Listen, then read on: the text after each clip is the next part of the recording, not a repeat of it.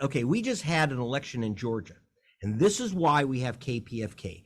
Every single newspaper, and I mean every single newspaper in America that covered the Georgia senatorial runoff. This was the election barely won by Senator Raphael Warnock, the Democrat, versus Herschel Walker, the God knows what Herschel Walker is, playing, you know, I shouldn't make fun of a guy who just played football too often with his helmet off. But against the Republican Herschel Walker. And every paper said the same thing, including MSD, you know, from New York Times, MSDNC, Wall Street Journal, they all said the same thing. They all use the same phrase, record voter turnout. That's how Warnock won, record voter turnout. That is, Cary Harrison, a complete lie, a fabrication of fib, BS, nonsense, horse feathers, whatever we're allowed to say by the FCC. We didn't have a record turnout. We had we had a record turnout, but it was on a record high turnout. We had a record plummet of the vote from 4.5 million votes to 3.5 million votes. And even if you went to the LA school systems, as I did, No Child's Behind Left math programs, you know that 4.5 million votes minus 3.5 million votes meant that there was a 1 million vote monster drop in voting. Mail-in balloting, which went last time for Warnock 2-1, was made virtually illegal in Georgia. It dropped by 83%. Now, why am I giving you these numbers? Why is KPFK unique and alone in giving you this information?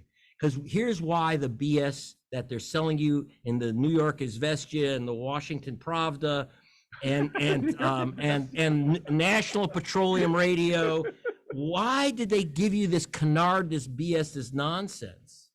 Because Brian Kemp, the governor of Georgia, last year, after Warnock shocked the Republican Party, and Senator Raphael Warnock, the Reverend of the originally, and he still is the minister at the Ebenezer Baptist Church, King's Church, famous Martin Luther King and Church. So they elected an African American, and they elected a Jewish senator, John Ossoff, Democrat, and they voted for Biden over Trump. Famously, that's why there's subpoenas flying all over the place. The Republicans were shocked, and they said, "How did the Democrats win?" And they found out. They realized that people were voting for them. Okay, and they said, "Oh, so how do we stop people from voting for them? Not convincing the voters to vote for Republicans, stopping the voters, basically African American voters, and also the Atlanta hipsters, LGBTQ community, et cetera, in Atlanta. How do we stop these people from voting at all?" And they said, "Well, they voted by mail, and they voted in person. So they made voting by mail almost illegal by doing all kinds of tricks." So for example, there was a runoff last time that was 60 days, it took 60 days. This time they crushed it to 28 days, which meant that there was basically no time for counties to mail you an absentee ballot for you to get it and get it back. And in Georgia, they made it so that it has to be in by election day, not like in California or in America, by postmark by election day. Now you may think that's small, but it's impossible to do. And that's how African-American voters and Atlantans and military people vote, et cetera. And they're voting Democratic. So they said, well, we'll just stop them from voting. We'll make it impossible. You have to understand that every newspaper ran headlines. There was that said record turnout. Even The Guardian. I worked, I was investigative reporter for The Guardian. And I have to tell you. The Guardian of London, by the way. The Guardian of London. But the Guardian, I was on the investigative team of the elections team for The Guardian USA, and I quit. Because this is what exactly they started doing like everyone else. Cheap news. Where did they get this nonsense that there was a massive turnout in Georgia? And the reason why this is really important, the best voting rights attorney in America, according to Jesse Jackson, he's right, is Barbara Arnwhite. She said, irresponsible reporting by the media. What did they do? They got this information that there was a record turnout, there was a record increase in voting when there was a record fall in voting for a simple reason. They were taking it directly from the press releases of the Republican hack Secretary of State.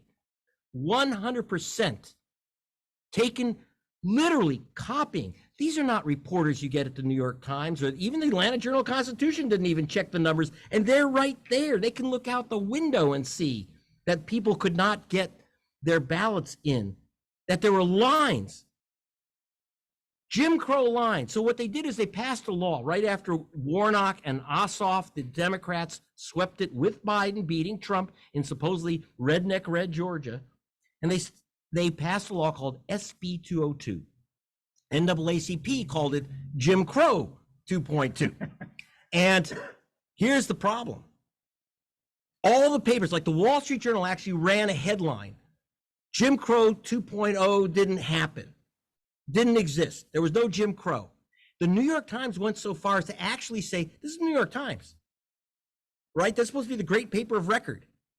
Well, they were recording they went further than anyone. They not only said that there was no effect of SB 202, of this Jim Crow law, stopping black voters, stopping, by the way, the LGBTQ community is huge in Atlanta because it's like the San Francisco of the South. It's an important vote. They vote Democratic. Okay. I've been there. My people. And they wouldn't let your people go and vote. Yes. So the thing is that this massive Jim Crow operation, they said it didn't exist. And the New York Times actually said an SB 202 actually increased the black and Democratic turnout. I kid you not. They increased it. Now, all you have to do is look, instead of reading the Secretary of State's press releases, you have to look at the data, the numbers, which are actually on the Secretary of State's own site, the state's own site. Now, this might sound complex. Remember, most journalists went into journalism because they flunked math. So I'm not afraid of it. I used to teach statistics. That's my story. I used to teach statistics. And so I actually looked at the numbers and I go, oh my God, numbers. You have to add and subtract and multiply. It's quite amazing.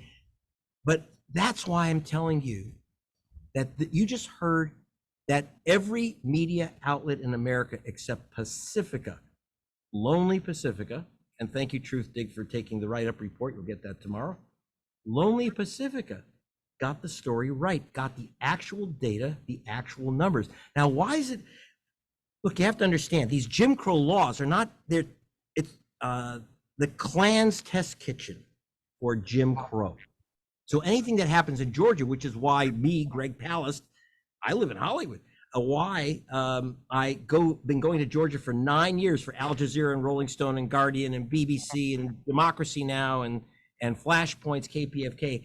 Why I've been going to Georgia is because whatever happens in Georgia next happens in Texas, Florida, Wisconsin, Michigan, Pennsylvania, all the techniques, the ugly techniques that they are using that are crushing the black vote. We are moving. It's like we are moonwalking backwards over the Selma Bridge into a disaster, basically a blockade of the African-American votes. They made Sunday souls to the polls day voting before the election illegal.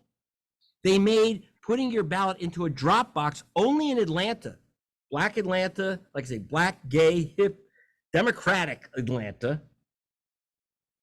They cut the number of drop boxes where you can put in mail-in ballots from 107 to 25. They said no city can have or county can have more than one drop box for 100,000 active voters. Imagine that line. I saw the line. Go to gregpalast.com and you will see me walking along those lines. Every single precinct in Atlanta in early voting, every single precinct was more than a 2-hour wait. And in the white counties, the wait was maximum half hour. The average was 10 minutes. Atlanta blacks waited 2.5 hours on average versus 10 minutes in the white areas. You heard it only on KPFK and your Pacifica station. And that's why you can't lose this thing. You cannot lose this precious thing that gives you the only beacon of no BS, real investigative reporting, truth. I am reporting free. I donate my time, my energy, my efforts, and now I'm donating $200. And I'm giving you a film, Vigilante. If you make this call, you can't get anywhere else, I will give you the film. I will match your donation. I want 2 people to call right now. I don't have the information up on my site. Let me give it out. 818-985-5735. Pick up that phone right now and call 818-985-KPFK, 818-985-5735. You can also go to kpfk.org and make a secure donation. Listen, well, it's still legal. embarrassing show.